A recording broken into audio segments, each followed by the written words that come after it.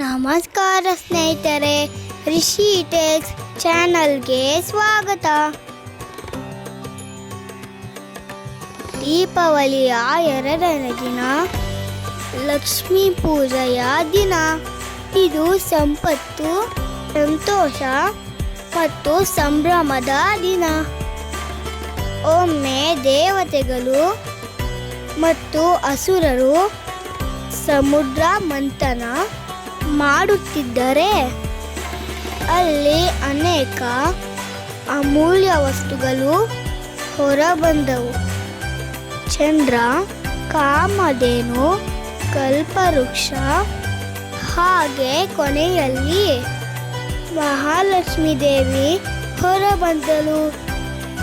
ಅವಳು ಬಂಗಾರದ ಬೆಳಕಿನಲ್ಲಿ ಕಂಗೊಳಿಸುತ್ತಿದ್ದಳು. ಒಂದು ಕೈಯಲ್ಲಿ ಕಮಲ, ಮತ್ತೊಂದು ಕೈಯಲ್ಲಿ ಬಂಗಾರದ ನಾಣ್ಯ ತುಂಬಿದ ಬಿಂದಿಗೆ. ಎಲ್ಲರನ್ನೂ ಹರಿಸುತ್ತಾ ಮಹಾಲಕ್ಷ್ಮೀ ದೇವಿ ಬಂದಳು.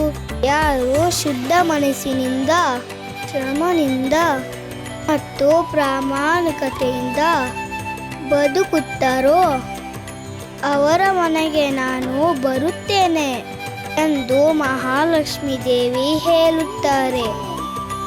ಆ ದಿನದಿಂದಲೇ ಜನರು ದೀಪ ಹಚ್ಚಿ ಮನೆ ಅಲಂಕರಿಸಿ ದೇವಿಯನ್ನು ಪೂಜಿಸುತ್ತಾರೆ.